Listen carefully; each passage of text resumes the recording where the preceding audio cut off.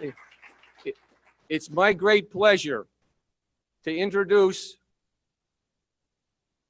the former Marine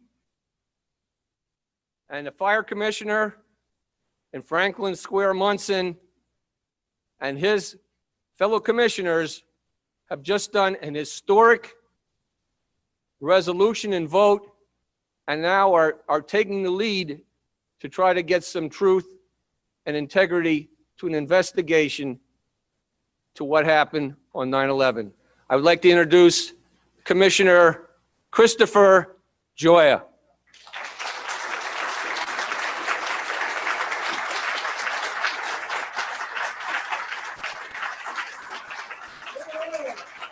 Thank you. Thank you, David.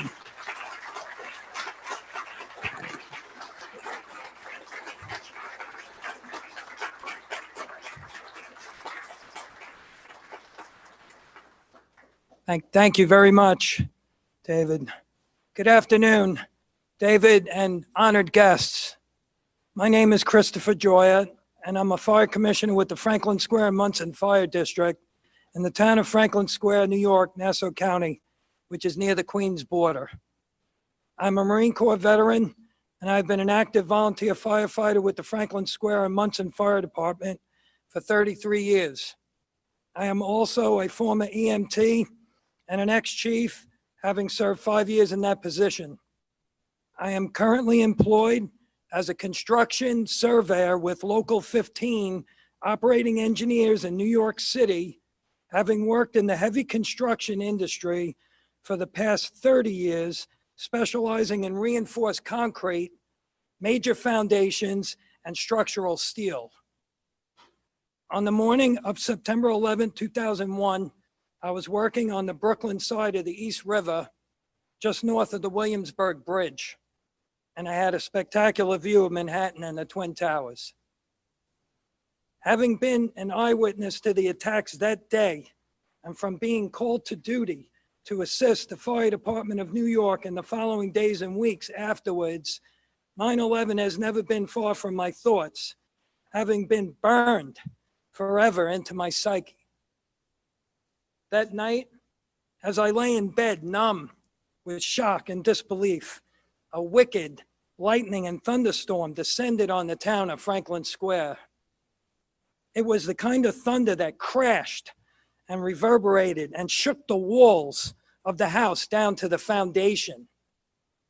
It was a bad storm, and I remember thinking that the heavens had opened up and all that hatred and evil that was perpetrated that day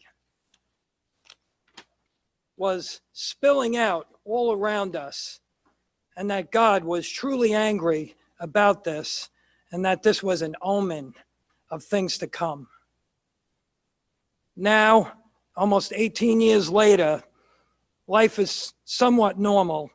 The country is still at war with that faceless, nameless enemy that knows no territorial boundaries, yet manages to provoke this country into attacking sovereign nations without a formal declaration of war from Congress, or without any independently corroborated intelligence or information as to why a military intervention is justified or needed.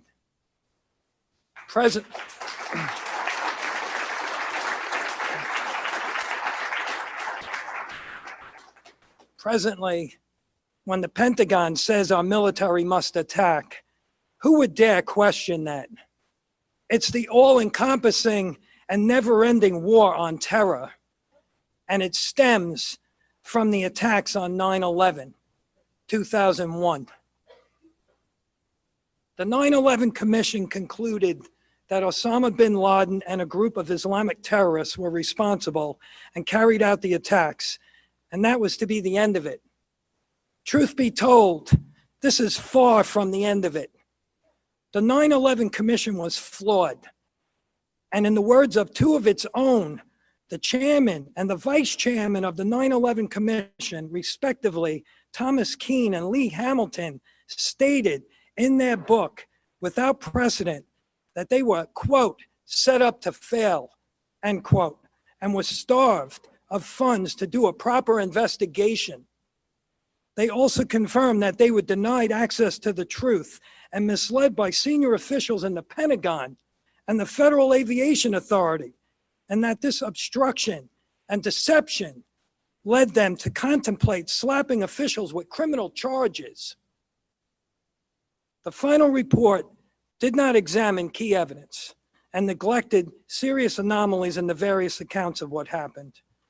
The commissioners themselves admit their report was incomplete and flawed, and that many questions about the terror attacks remain unanswered. Nevertheless, the 9/11 Commission was swiftly closed down on August 21st, 2004. The failings of the official investigation have fueled too many half-baked conspiracy theories. Some of the 9/11 truth groups promote speculative hypotheses, ignore innocent explanations, cite non-expert sources, and jump to conclusions that are not proven by the known facts. They convert mere coincidence and circumstantial evidence into cast iron proof. This is no way to debunk the obfuscations and evasions of the 9/11 report. But even amid the hype, some of these 9/11 groups raise valid and important questions that were never even considered, let alone answered by the official investigation. The bottom line here is that the American public has not been told the complete truth about the events of that fateful autumn morning almost 18 years ago. What happened on 9/11 is fundamentally important in its own right, but equally important is the way the 9/11 cover-up signifies an absence of democratic, transparent, and accountable government. Establishing the truth is, in part, about restoring honesty, trust, and confidence in the American political system.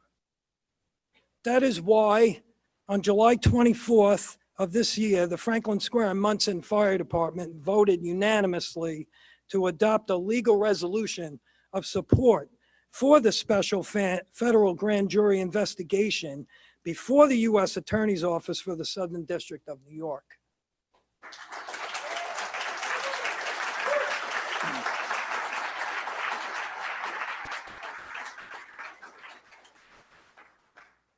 The almost 3,000 innocent people who were murdered right before our eyes that day cannot speak. So it is left up to us to speak for them and demand that their voices be heard in a court of law with subpoena power and an impartial jury to consider all the evidence by placing 9/11 under a microscope and investigating everything and anything with the same veracity as the recent Mueller investigation into Russian collusion.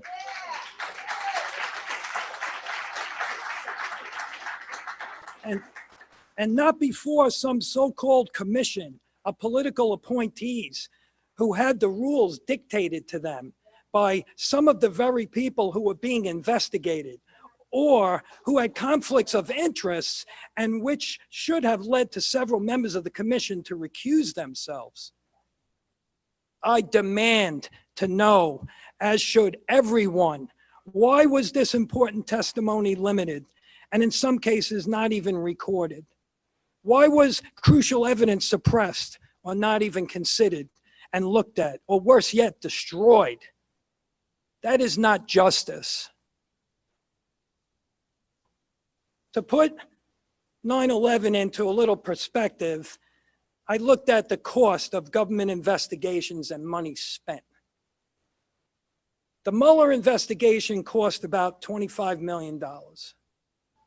The Whitewater investigation cost about $60 to $70 million. The Space Shuttle Challenger disaster, it cost about $175 million and 7 astronauts killed. The Space Shuttle Columbia disaster cost about $400 million and 7 astronauts killed. The 9/11 Commission was initially given $3 million and 18 months to complete.